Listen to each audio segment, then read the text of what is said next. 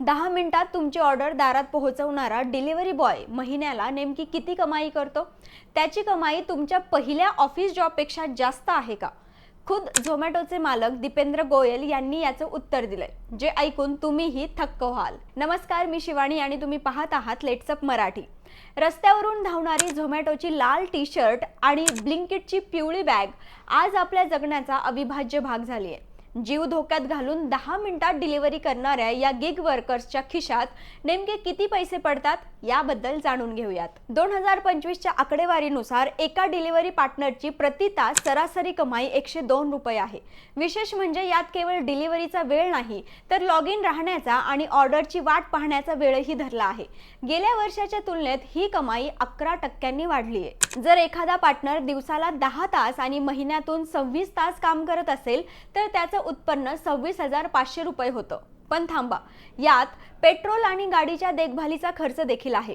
हा खर्च वजा करता एका रायडरच्या हातात निव्वळ 21,000 रुपये उरतात. अनेक पदवीधरांच्या पहिल्या नोकरीपेक्षा हा आकडा नक्कीच उजवा आहे. एक धक्कादायक वास्तव समोर आलंय. बहुतेक लोक हे काम करिअर म्हणून नाही तर गरजेपुरतं करतात. वर्षातून सरासरी एक पार्टनर फक्त 38 दिवस काम करतो. वर्षभरात 250 पेक्षा जास्त दिवस काम करणारे फक्त 2.3% लोक आहेत. म्हणजेच इथे बॉस नाही आणि शिफ्टची कटकट नाही, हेच या कामाचं आकर्षण आहे. तुम्ही दिलेली टीप कंपनी स्वतःकडे ठेवते का? गोयल म्हणतात नाही. टीपचे 100% पैसे रायडरला मिळतात. पण भारतीय लोक टीप देण्यात खूप मागे आहेत. झोमॅटोवर फक्त 5% आणि ब्लिंकिटवर केवळ 2.5% लोक टीप देतात. टीपमधून रायडरला तासाला फक्त 2.6 रुपये जास्तीचे मिळतात. 10 मिनिटांच्या डिलिव्हरीमुळे अपघात वाढतात का? यावर स्पष्टीकरण देताना गोयल म्हणाले की डिलिव्हरीचा वेग हा गाडीच्या स्पीडवर नाही तर स्टोअरच्या जवळ असलेल्या अंतरावर अवलंबून असतो. ब्लिंकिटवर सरासरी अंतर फक्त 2 किलोमीटर असतं आणि गाडीचा वेग तासाला फक्त 16 किलोमीटर असतो, जो शहरात अत्यंत सुरक्षित मानला जातो. डिलिव्हरी बॉय म्हणून काम करणं ही उपजीविकेसाठी एक चांगली संधी असू शकते, पण दीर्घकालीन करिअर म्हणून हे क्षेत्र खरंच योग्य आहे का? पदवी हातात असूनही तरुणांनी डिलिव्हरी बॅग खांद्यावर घेणं ही प्रगती आहे की मजबुरी? तुम्हाला काय वाटतं? तुमचं मत कमेंटमध्ये नक्की सांगा आणि अशाच माहितीपूर्ण व्हिडिओसाठी पाहत रहा लेट्स अप मराठी.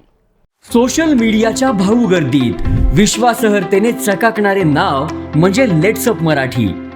सगळ्यांना, सगळ्या नागरिकांना ती स्पीच, ती लेट्स अप वरील मुलाखती म्हणजे विचारांचा खजिना. त्यानंतरच्या निवडणुकीमध्ये मला सोडून गेले. बातम्या केवळ वस्तुस्थिती सांगणाऱ्या, न प्रोपगंडा, फक्त जनतेचा अजेंडा. क्योंकि आने वाला कल जाने वाला है, जाने वाला कल आने वाला है. राजकारण, मनोरंजन असो की क्रीडा क्षेत्र, महाराष्ट्राची स्पंदने संवेदनशीलतेने टिपणारे माध्यम म्हणजे लेट्स अप मराठी.